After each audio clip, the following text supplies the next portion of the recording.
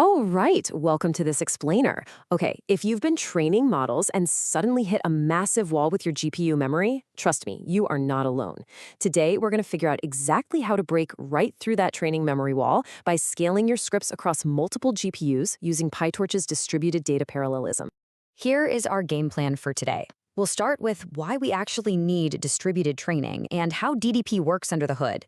Then we'll nail down some key terminology before jumping into a really practical three-step playbook covering process groups, the distributed sampler, and model wrapping. So let's kick things off with part one, the distributed training need, and how we go about breaking that memory wall. To really understand the massive problem that we intermediate developers eventually face, just think about how huge modern deep learning models have gotten. I mean, even a quote-unquote small 7 billion parameter model can easily blow past the 80 gigabyte limit of a top-tier GPU once you factor in things like gradients and optimizer states. But, memory is really only half the battle. Get this, 355 years. That is literally how long it would take to train a model like GPT-3 on a single GPU. It's wild, right? So distributed training, it's not just some luxury for the giant tech companies anymore. It is absolutely a necessity for us. Now, you might be thinking, doesn't PyTorch already have a data parallel module? Well, yes, but distributed data parallel, or DDP, is the modern industry standard for sure. The older data parallel is single process, which means it gets totally bogged down by Python GIL bottlenecks. DDP, on the flip side, spawns a completely independent Python process for every single GPU. This completely avoids thread contention and lets you scale seamlessly across multiple machines. All right, moving on to part two. Let's look at how DDP actually works, what I like to call the synchronization dance.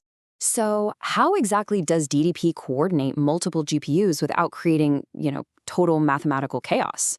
Well, the entire lifecycle loops through 5 specific steps.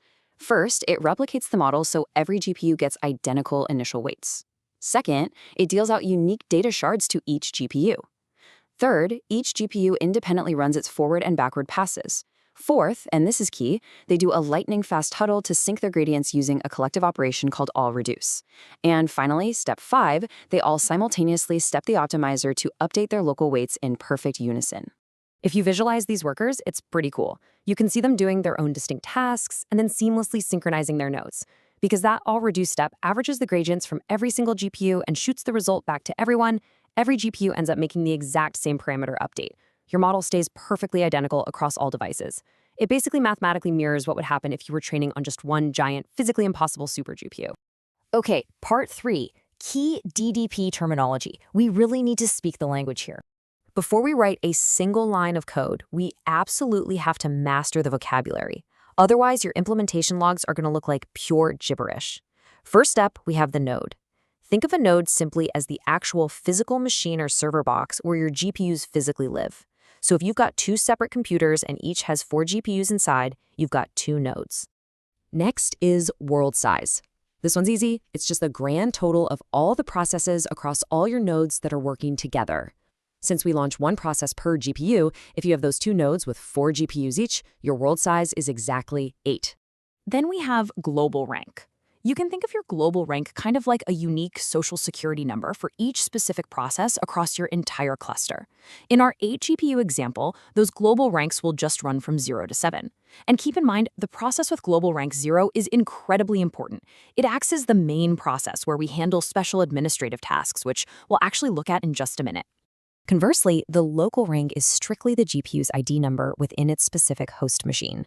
So on the second node in our example, the global ranks might be 4, 5, 6, and 7, but their local ranks are just 0, 1, 2, and 3 on that specific physical box.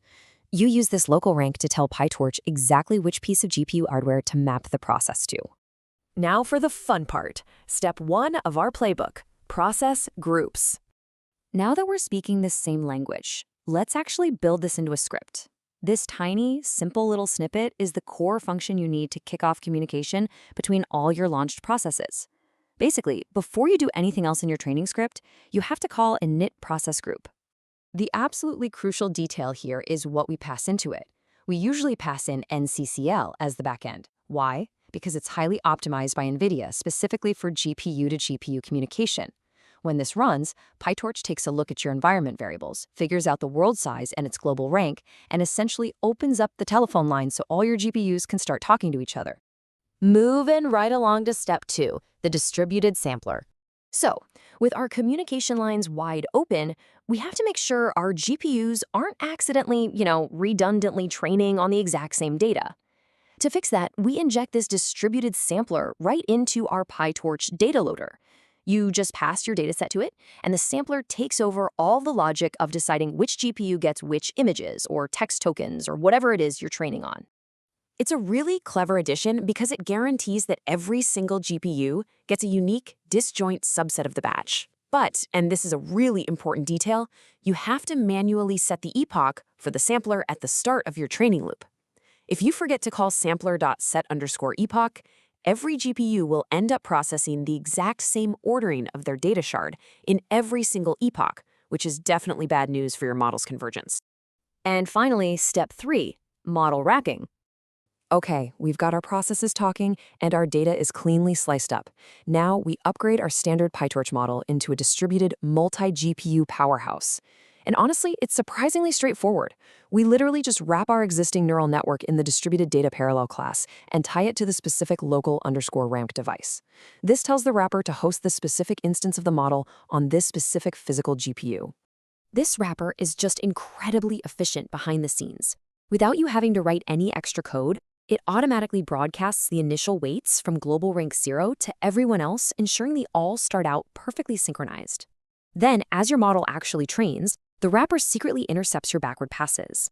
While it's calculating gradients for the earlier layers, it simultaneously sends the finished gradients for the later layers across the network to sync them up.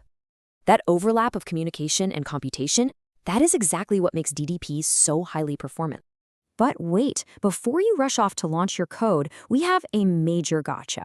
This trips up almost everyone the first time they use DDP.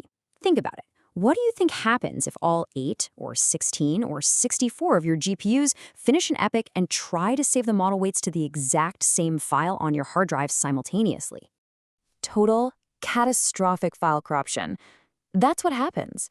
Because every process is running the exact same script completely independently, they're all going to try to write at the same time. And that is exactly why we use a simple if statement to make sure only the global rank 0 process handles checkpointing, validation metrics, and stuff like logging to weights and biases. All the other processes, they just quietly wait or move on to the next step. And just like that, by initializing the process group, injecting a distributed sampler, and wrapping your model, you've completely unlocked horizontal scaling. You now have the full playbook to break right past that memory wall and train on massive GPU clusters. So the only question left for you is, what massive, world-changing model are you going to build next? Thanks so much for tuning into this explainer, and happy training.